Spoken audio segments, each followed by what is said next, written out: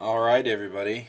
Welcome back to my channel, to another Lego video, Lego mock video. And today's video is talking about one of my favorite characters in Star Wars right now. It's Jar Jar Binks. Ah, I gotcha. No, that's not what we're talking about today. Get rid of that. Get rid of that trash. All right, so today I'm going to be showing off one of my favorite mocks, which is Iron Man's siege tank. So I based a lot of this design off of the siege tanks from StarCraft. If any of you played the game, specifically StarCraft 2, which has some really awesome features and cool things in the universe. So I'll just kind of rotate it around a little bit for you so you can kind of see how the tank looks from different angles. And you'll probably be able to guess some of the features on it just by looking at it. But it's been a lot of fun. I really liked how this thing finally came together. I built a couple of versions before. This wasn't for a contest or anything. It was just I think Iron Man should have a tank phase. Alright, so first things first, I said it's like a siege tank from StarCraft. So the big thing about siege tanks in StarCraft is that they can transform. So this one can absolutely transform. So we have a double cannon on the top, which you can see just two sides of the cannon, just pretty straightforward. But then if I take this and flip it around, turns into a giant cannon. This is a cool piece that I found when I was ordering pieces for the tank. I saw that this guy had this cool lightning printed radar dish in the Iron Man Power of Blue, the transparent light blue. And I thought that would be really cool, so I got a couple of them from the guy, and turns out it worked really well right here. I'm pretty happy with it. So the cannon obviously has a full 360 turn. It's not ratcheted or anything, so it's just a free swivel. And I actually have a little piece in here to help keep it straight when I'm transporting it, and I apparently still have it on. So the front, if we turned it right here, there's a couple of fun features I'd like to show you. When it does go into siege mode, so I'll pop it up, put it there. I apologize for my hands. I'm a plumber by day, and I occasionally get some glue on my hands.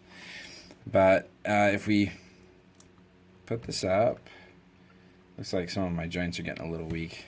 Might need to replace them. And then you can actually pop up the things here, almost like a little crab walk kind of thing to help dig it into the ground in order to fire. So then you can, so they kind of raise and lower, and I actually use these pistons.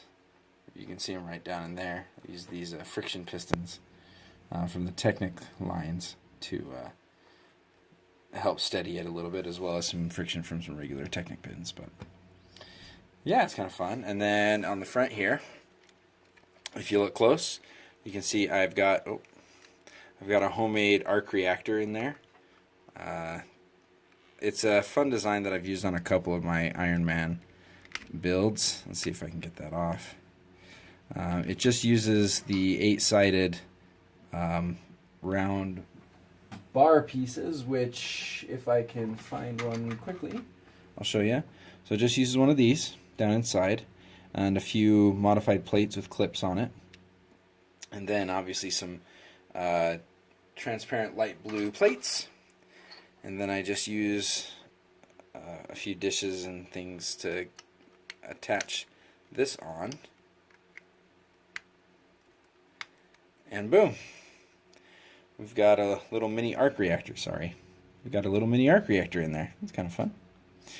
So there's cannons all over the place. So as far as weaponry goes, this thing is overloaded. So it's got obviously the main cannon, and then it's got the these four little, I'm just going to blast everything in front of me cannons.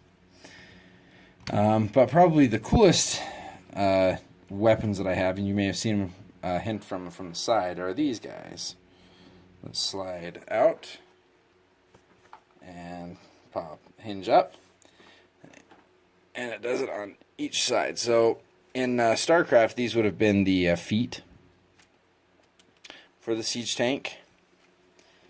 But I decided that Iron Man, he'd build a stable vehicle, right? So I just built them as cannons. The fun part is recently, just a little under a year ago, I was playing with it, and they're fun, but they can only shoot forwards. And I decided to see if I could modify it to make them shoot backwards. And it worked. I was able to add a hinge so that they can also spin 360 degrees to fire in any direction that Iron Man needs to. Whether it be in front of you, next to you, behind you. And a cool side effect is that I could also now fire up to do some cool launch sequences or some cool defense. But anyway, that is probably my favorite moving feature on this thing. If you look at it when it closes up, it fits perfectly and just seamlessly into the side, and the sloping of the pieces it just comes down perfect. I absolutely love how it worked. Of course, there is one more feature of the set, and it's the traditional Iron Man needs to get in his vehicle. How does he get in? So we lift up the tank and it slides forward just a smidge, and then we lift up. That's actually not part of the opening. So then yeah, it's a little flimsy. I had a hard time designing it. So it lifts up and slides out of the way. This side will probably, hopefully, come out a little easier. Yay! So the back opens, and inside is a little miniature flying vehicle that Iron Man can take out. I mean, obviously his suit can fly, but I'm sure it gets tiring just flying in your suit if it's a long trip. So he might need a little speeder or a little flying vehicle to get him around a little bit faster and be a little less tired when he gets there, right? Sure. So this thing just slides on in, right in through the back. Fold up this little piece here, and then these pieces just slide right over and down, and close it back up, lower the can, and we're good to go. So let's go ahead and take a look from above. You can see it's got a really nice top-down profile. Got the two front treads, you got the rear treads going on, and the cannon takes up almost the full length of the body, which I thought looked pretty cool. Modern day tanks look very similar, whereas the cannon and the turret take up a lot of space on the thing. But if I turn it upside down, you can kind of see I did cheat a little bit on the rear treads. They're actually just gear wheels, the same ones as on the bike from the Lego movie, Emmett's escape bike, Emmett and Wild Style. So I just used that same size gear and put the treads on that because I couldn't quite fit the tread all the way in here along with.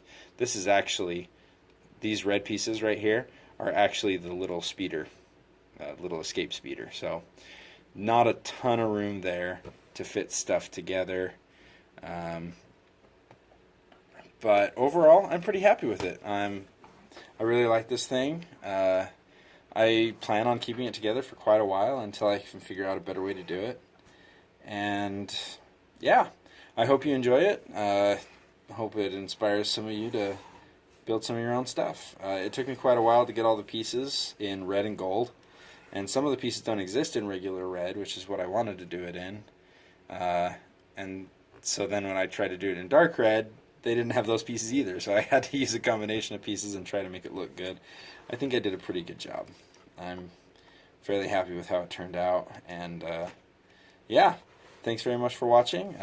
If you would like to get a notification when I put videos up, you're welcome to subscribe if you like what you see. Leave a comment down below on other things you'd like me to work on, or if there's things you'd like to see on this channel. And yeah, thank you very much, and have a wonderful day.